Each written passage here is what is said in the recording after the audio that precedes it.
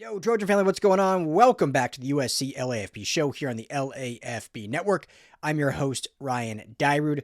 A day late, but if you haven't heard or if you have, just want to get on here and chat about it quickly. But USC officially gains the commitment of elite four-star wide receiver Quentin Hale.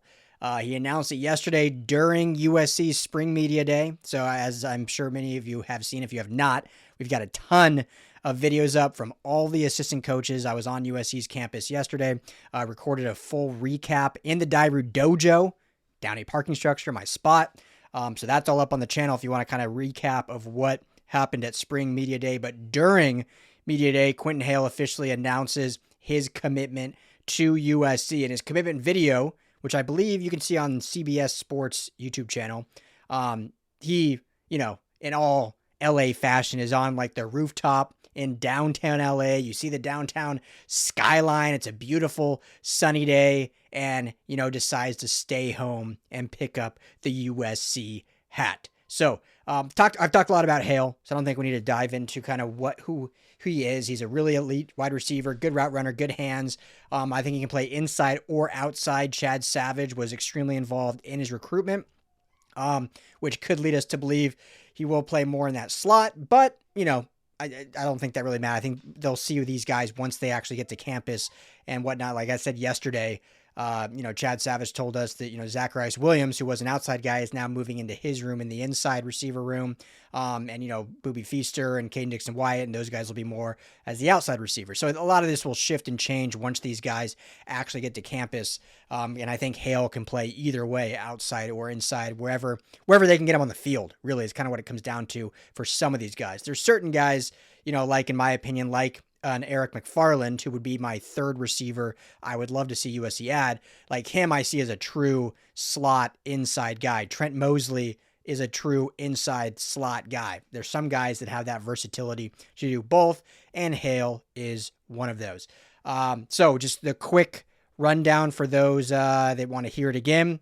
Like I said, 4-star. He's 6'3", 180. He just transferred to Corona Centennial, powerhouse Cen 10, so could even bump his stock up even more, being wide receiver 1 at Centennial on the bigger stage at high school, potentially obviously playing in, real playoff football there. So we'll see if his stock elevates even more. But as it stands, he is the 7th ranked receiver in Rivals industry rankings. He's the number 1 receiver in the state of California, and he's the number 7 overall player in the state of California. So elite receiver. I mean, this is on the level of Booby Feaster or Caden Dixon-Wyatt. He is on that level when you talk about, 4-star national prowess. Quentin Hale is that, and he hails from California. So staying home is huge. So one, you get a great receiver, another great weapon for Lincoln Riley to use in his offense. You now have 2 receivers in the class, with Eli Woodard already committed,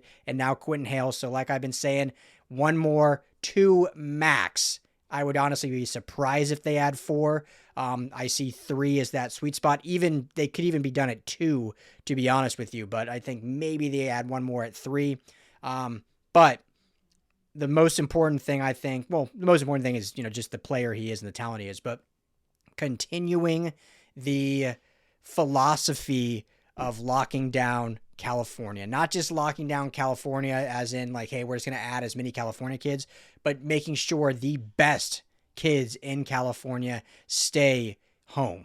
And I know they keep pushing out kind of that narrative, like the best in California play for USC, but we saw it in last year's class. You get the number 1 running back in California, Deshaun Rideau, the number 1 tight end in California in Mark Bowman, both top 5 tackles in Vlad Diakonoff, and I know Kenai Pepe was IMG, but he's a California kid, born and raised, so I kind of count him on that California scale.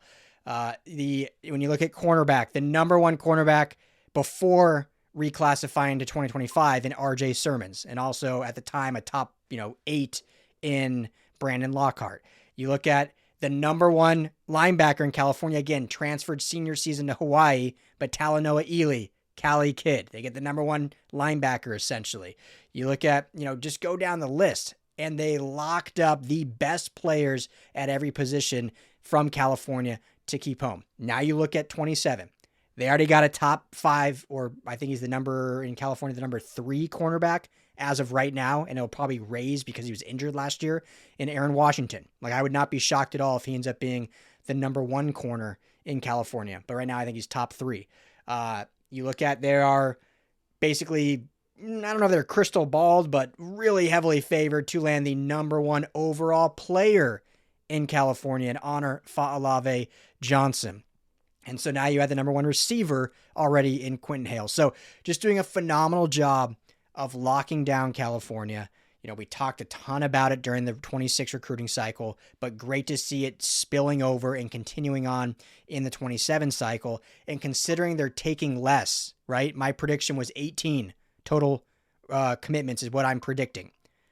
We could see 15 of those being Cali kids. You know, they're still going to get some out-of-state kids, as they should. Like, there's some guys, some dudes out there, like Luke Wafel and Jamie and Winfield. Those aren't Cali kids. You want to still go get those kids to come out west. But if they can have the vast majority and lock down California and just make sure the top one at each position stays here, like, that is exciting.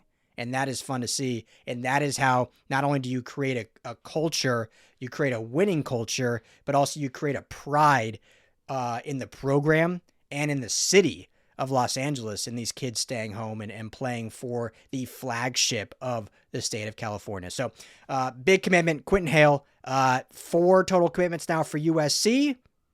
Could be 14 away from closing it down if it ends up being 18, like I said. So we'll see. So big stuff. We'll have more for you tomorrow. Make sure to hit that like and subscribe here, family. Appreciate you. You can become a member of the channel. Help us out a ton.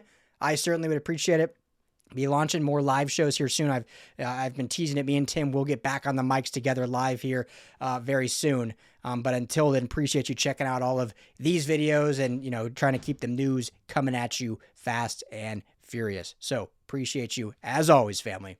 Fight on. What's up, Trojan family? Got to tell you about a quick update from our friends over at Sleeper. Remember, they're the number 1 sports app and absolutely fantastic for fantasy and daily fantasy, but they've just added a fantastic new features, and they've launched team picks. So now you can choose winners of each game out there, whether it's NBA, MLB. I know football's over. It's coming back soon. Don't worry.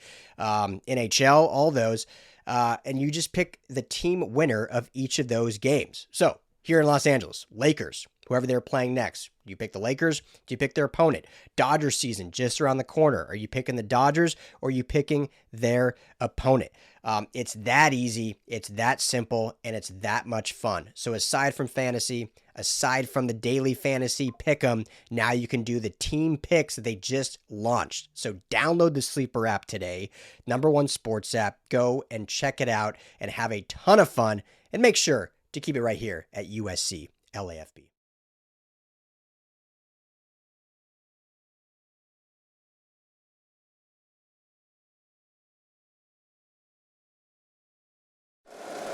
If you like the show, please take a moment to rate, review, and subscribe. It really does help the show to grow.